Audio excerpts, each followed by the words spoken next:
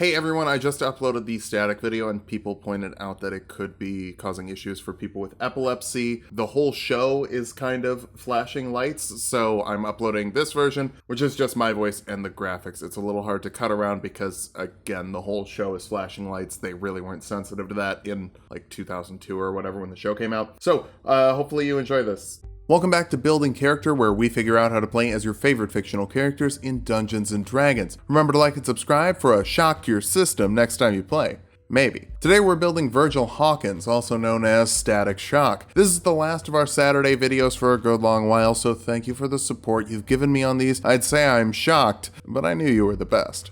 Let's start off with our goals for this build. First, we need electricity, the ability to zap people with some static. Next, we'll get clingy, with the ability to push people around or hold them in place. Finally, we'll get a trash can lid to float on. Weirdly enough, levitation, electricity, and position control are the same goals we had for Magneto. You could look at this as an alternate Magneto, or Magneto as an alternate static. It just depends if you want to be a nice kid with electromagnetism, or an angry adult with magno-electrism. For stats, we'll be using the standard point array from the player's handbook. Roll for stats if you want, it's your character after all. Charisma first, you've got an electric personality and your jokes are better than mine. Kind of a low bar. Intelligence next, much like Magnet Boy, it was a toss-up between which of these should be the highest. Dexterity after that, you're pretty nimble on your trash can lid. Follow that up with Constitution. Concentration is pretty important for a big chunk of the build, and we'll actually get something to handle that later on. Wisdom is a bit low, we just need other things more, and we'll dump Strength. Despite being a superhero, Pops is still stronger than you, and he's just a human. Technically, you're still human too, a variant human, meta-human, whatever you want to call it. This will give us a feat. The Elemental Adept feat will let you treat 1s on damage die like 2s, and ignore resistances. With an elemental damage type of your choice, lightning would probably fit you best. We're not going to get a lot of spells that deal other types of damage, so fire would be a very bad choice. Bump your dexterity and your charisma with your 2 free points, take acrobatics for your skill of choice, and build your own background for history and investigation skills. You're a great student and detective. There isn't really a background for both of those things. We'll kick things off as a sorcerer, meaning we can grab 2 skills from the sorcerer list. I'd take Persuasion and Arcana. Arcana will be helpful for techie stuff and bang baby research. We'll go with the Storm Sorcerer because they like lightning and thunder, though you're not much of a thunder guy. Storm Sorcerers get Tempestuous Magic, letting you fly 10 feet as a bonus action without provoking opportunity attacks after you've cast a spell of first level or higher, which should help you get some mobility early. For first level spells, Witch Bolt is a ranged spell attack that deals 1d12 lightning damage and stays up for a minute depending on your concentration, meaning that you don't have to reroll the attack as long as you're within range. Shield is a good way to keep yourself from dying, adding 5 to your AC as a reaction. You don't really wear armor, you wear a jacket. Jackets aren't armor, even if they're cool. For your cantrips, Shocking Grasp is a nice taser punch that deals 1d8 lightning damage to a creature you hit with a melee spell attack, and it prevents them from taking reactions for a round, which can help you get away if you need to reassess the situation. Lightning Lure forces a strength save on creatures of 8 plus your proficiency bonus and charisma modifier, pulling them 10 feet closer to you and dealing 1d8 lightning damage if they fail to start controlling enemy positions early on. Light creates a light that will help you see in the dark, though Ebon's probably casting higher level darkness than this can deal with. Minor Illusion creates a visual illusion that fits in a 5-foot cube. Make a little lightning thing that people can see through with an investigation check. You're mostly just using it to make fun little things, so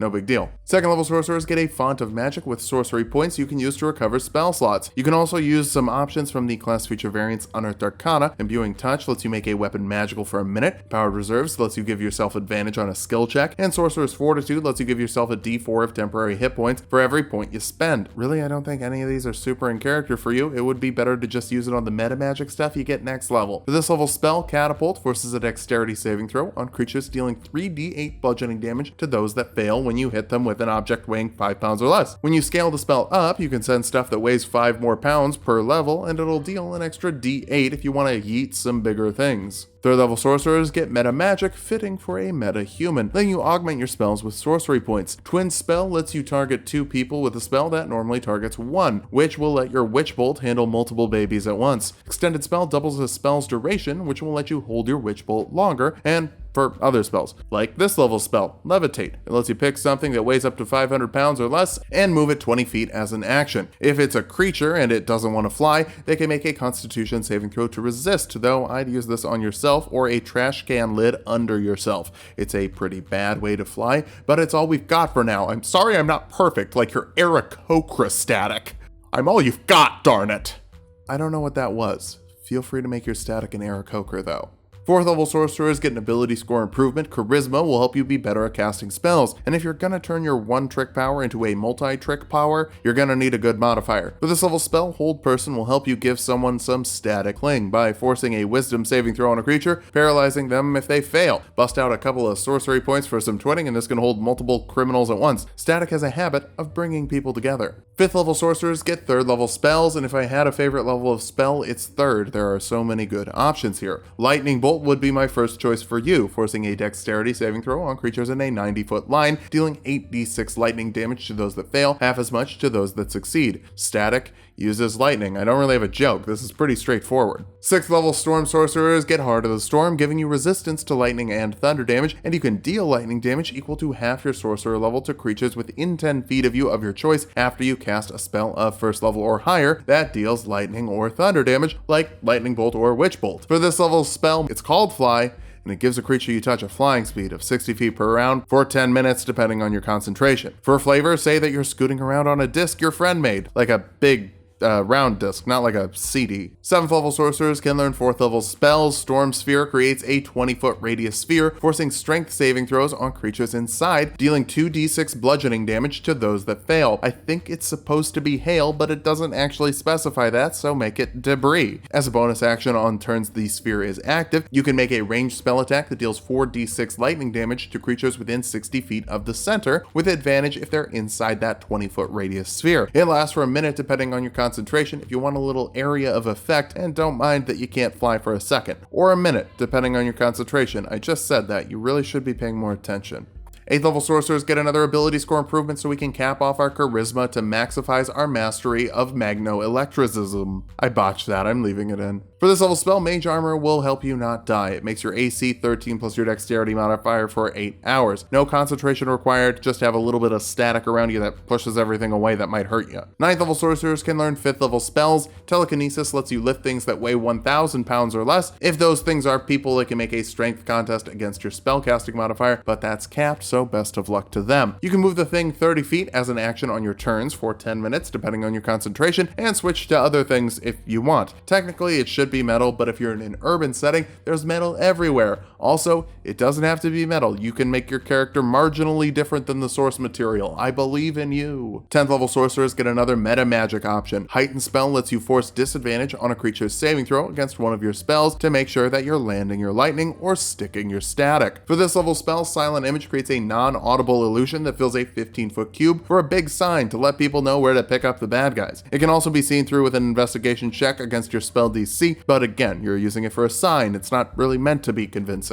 And also it probably would be pretty convincing because you have very high charisma. 8th level sorcerers can learn 6th level spells. Chain Lightning lets you force a dexterity save on a creature within 150 feet of you and up to 3 creatures within 30 feet of them, dealing 10d8 lightning damage to those that fail, half as much to those that succeed. It's more bigger lightning, which means it's more better lightning. 12th level sorcerers get another ability score improvement. There are so many places I want to put it, but let's start off with dexterity for better AC. 14 isn't great with mage armor, and making it 19 with a lightning shield is going to be wasting too many 1st level spell slots for my taste. 13th level sorcerers can learn 7th level spells, but none of these are very staticky. So grab Knock to shock a lock off its block to open locks you're not supposed to. It isn't great for sneaking though because it makes a really loud noise. It's fine, you have lightning powers and flight. Those aren't really subtle powers. 14th level storm sorcerers get Storm's Fury, letting you deal your level in lightning damage to creatures that hit you with a melee attack, then force a strength saving throw on them, pushing them back 20 feet if they fail. Maybe Pops would be more okay with your super heroing if he knew that you blast anyone away who hits you with a ton of damage. 15th level sorcerers can learn 8th level spells. Power Word Stun automatically stuns a creature with 150 HP or less, and they're stuck stunned until they can make a Constitution saving throw, which could keep that up indefinitely if they are not constitutionally inclined. 16th level sorcerers get another ability score improvement or a feat. The Prodigy feat will give us an extra skill like Deception to maintain alter egos and whatnot. It also gives you expertise in a skill. I recommend Arcana or History, just one of the intelligence skills since we're not going to be able to invest in it as heavily as I'd like for Virgil. This will at least give you double the proficiency bonus with one of those skills. 17th level sorcerers can learn their last spell, and it can even be one from the 9th level, but None of the 9th level spells are very staticky. So for accuracy, which is what this channel is about, grab the 5th level spell, Hold Monster, which is like Hold Person, but you can use it on non-humanoid creatures. You aren't restricted to clinging to the humans. You can cling to anyone and anything, like me, in middle school or high school. Honestly, I had dependency issues. Respect people's space. They'll let you know if they want to hang out. You also get another meta magic option, so grab Empowered Spell to re-roll an amount of damage die equal to your Charisma modifier on spells you cast with just 1 sorcery point. Between this and the Elemental Adept feat, you're pretty consistent with your lightning. 18th level Storm Sorcerers get Wind Soul, making you immune to lightning and thunder damage. You also get a flying speed of 60 feet that you can reduce to 30 feet to give 8 of your friends a 30-foot flying speed as well if you want to bring your whole class on a field trip for an hour per short rest. Concentration free flight is huge, letting you keep up a storm sphere or a static holding while flying around. 19th level sorcerers get our last ability score improvement, bring that dexterity up for more nimble flight. It would be great if we could cap it, and constitution, and intelligence, but hey, there are limits here. You're not Superman, even though you're in the same universe as him. Sometimes. Not always. But there's no limit to the power you can have with 20th level of Sorcerer, with Sorceress Restoration, letting you recover 4 sorcery points on a short rest. It's not very good. Capstone of Sorcerer is pretty bad. It's so bad that I'm actually going to recommend dipping to Rogue for expertise in 2 skills and an extra skill with the multi-class. The capstone of this class is less useful than first level abilities. That's bad.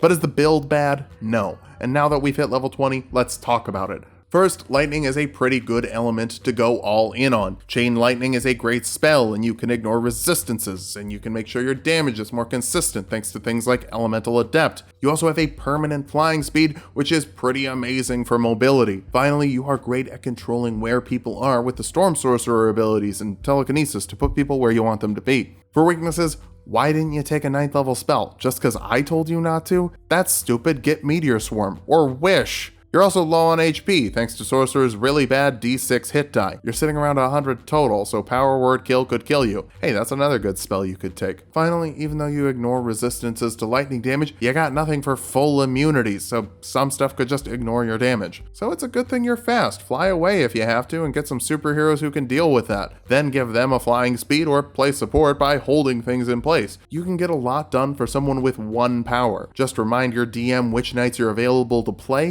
It would be a shame if they just forgot you existed all the time.